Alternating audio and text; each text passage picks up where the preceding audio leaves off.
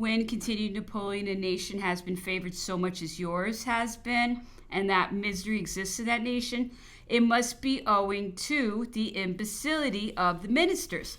The transition from war to peace cannot explain it. It is of too long a continuance. Had I been the English minister, or had the minister been possessed of common sense and not blinded by vanity, or one who would not have allowed himself to be duped by the attention of kings and emperors, you would have been rich, the seas covered with your ships, and your manufacturers would have been wealthy and flourishing. Lord Castlereagh will be an object of reprehension for the nation and for posterity. I told Napoleon that in one of the couriers sent him by the governor, I had observed a speech attributed to Sir Francis Burdett, accusing him of having established 8 Bastilles in France. Napoleon replied, in some respects it is true. I established a few prisons, but they were for certain persons who were under sentence of death, as I did not like to have the capital punishment executed and could not send them to Botany Bay, as you were masters of the sea and would have released them. I was obliged to keep them in prisons.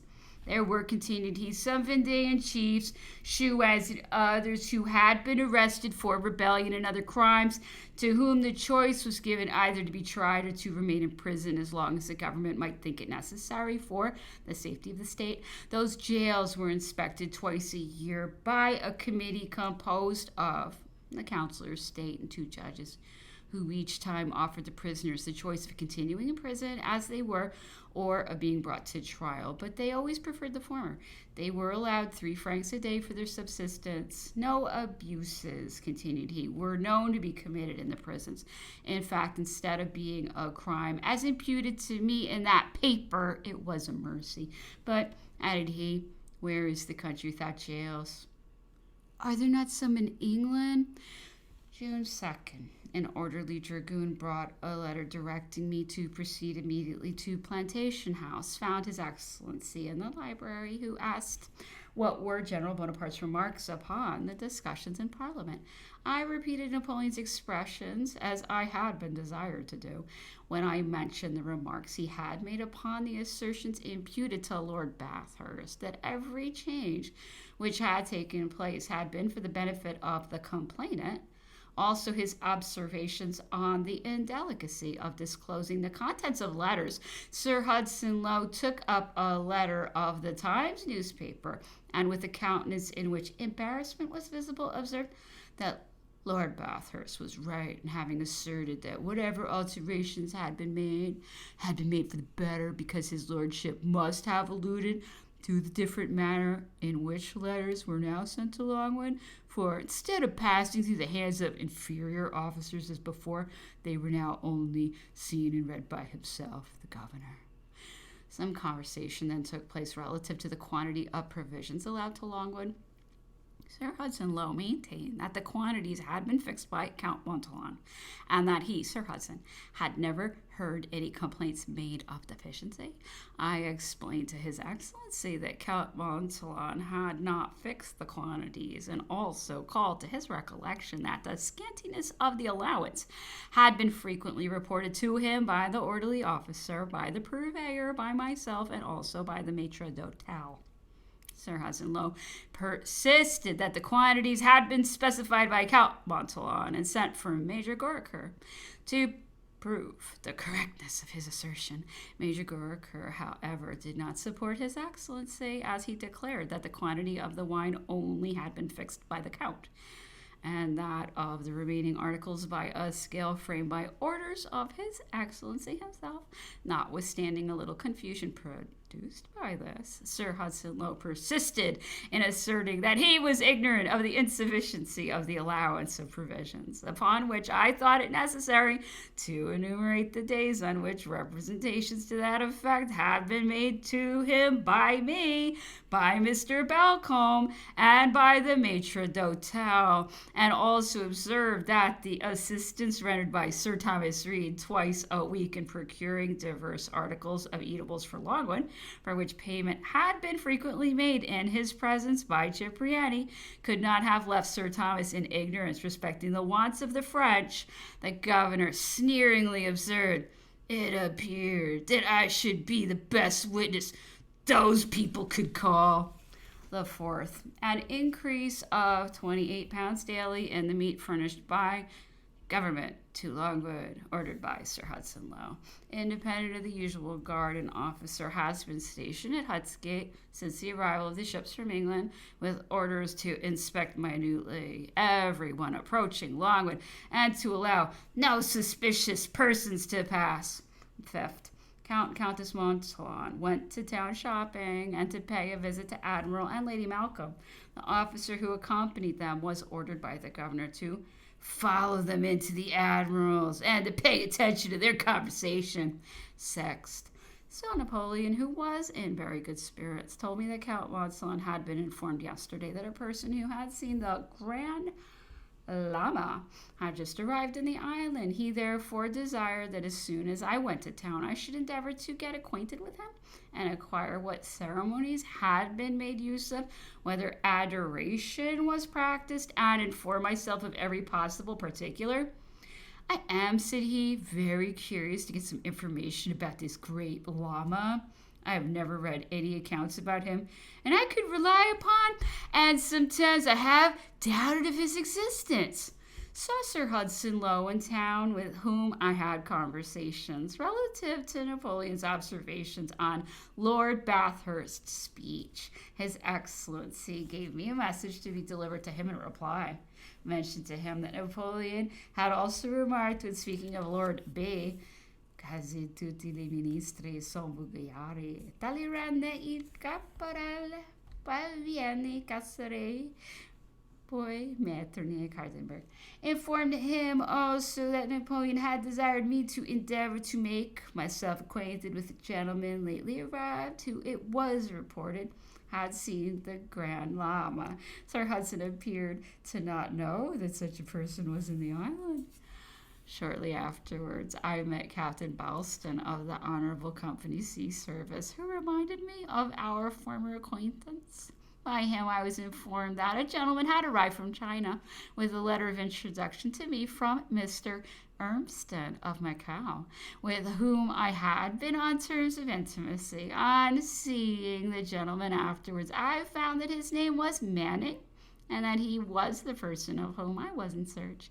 He wore a long black beard and had traveled to the kingdom of Tibet, as far as the frontiers of China. I told him that the emperor had expressed great curiosity about the great Lama, and that if he came up to Longwood, there was every probability that he would see him. Mr. Manning related that he had been a prisoner in France and had been released by Napoleon and furnished with a passport. As soon as the emperor had learned that he was a person traveling for information which might ultimately benefit society, that as a mark of his gratitude for this favor, he had sent some little presents to the governor for him, with the request that they might be forwarded, and that he would ask a pass for the purpose of endeavoring to see him. A young report current in town that a marble bust of the young Napoleon was brought out in the bearing, and that Sir Thomas Reed had recommended the captain of the vessel to throw it overboard and say nothing about it. This was asserted as a positive fact to Cipriani and to me by Captain Blank, who said that the captain of the bearing had confessed that insinuations to that effect had been made to him. 7th, Mr. Manning, accompanied by Captain Balston, came up to Count Bertrand's. The former told me that he had been directed by the governor, for what reason he could not divine, not to communicate to the Count that he had sent a few presents to him for Napoleon. After they had been about an hour at Count Bertrand's, Napoleon came in accompanied by General Montsalon. He accosted Captain Balston first and observed, "Oh, I have seen you before." He then asked Mr. Manning some questions. Manning related that he had been in France in 1805, I think, and was one of the persons who had been detained, that he had written a letter to him, Napoleon, stating that he was traveling for the benefit of the world at large, which had procured his release. "What protection had you?" asked Napoleon. "Had you a letter from Sir Joseph Banks to me?" Manning replied that he had no protection whatever, nor a letter from Sir Joseph Banks, nor had he any friends to interest themselves in his behalf, that he had merely written a letter to him stating his situation. Was it your simple letter which obtained your liberty? Asked Napoleon. It was my simple letter, replied Manning, that induced you to grant it to me, for which I am very grateful and beg to thank you. Napoleon asked him where he had lived and had looked at the map of the countries in the Atlas of Las Casas, asking a variety of questions about the route he had taken, whether he had seen the Grand Lama, the manners, customs, etc. of the countries he had passed through. Manning gave him a clear and concise reply to every question, said that he had seen the Lama, whom he described to be an intelligent boy of 7 years old, and had performed the same ceremonies in his presence as were done by others who were admitted to it.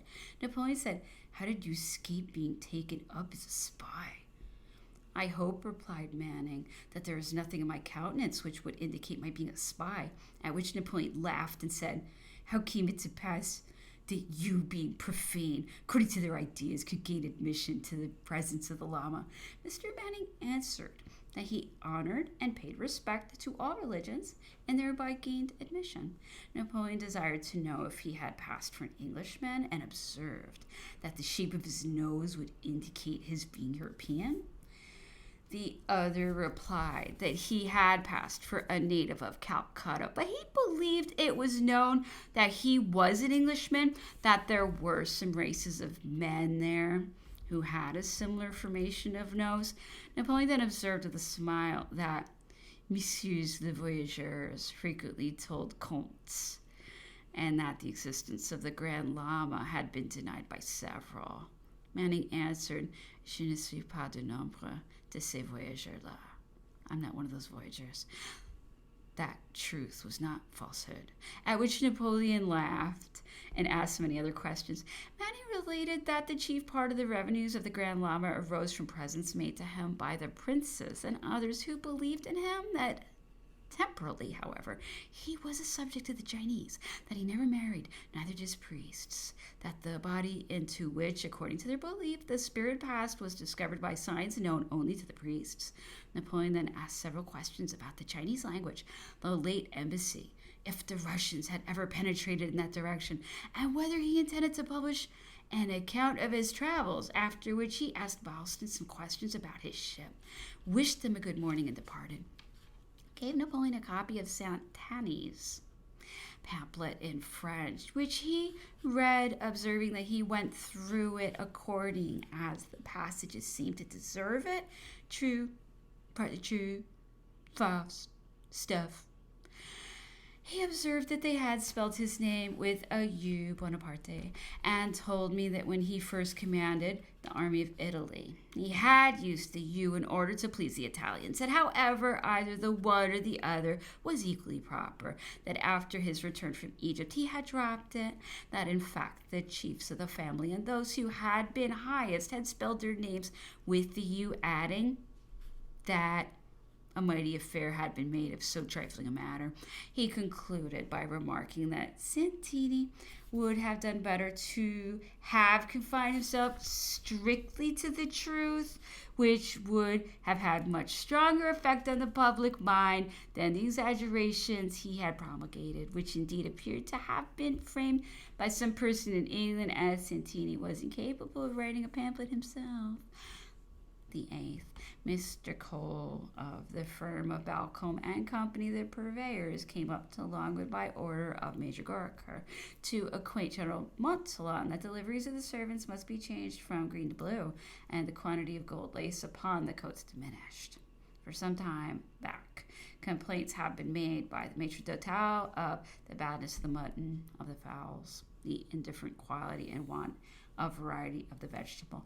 Mr. Cole informed me that it was not their fault, as by order of Sir Hudson Lowe, the purveyor was obliged to take the sheep from the company's stockyard, that this day permission had been received to purchase from the farmers, restricting them, however, to a certain price, that the vegetables furnished were received from the garden of the governor.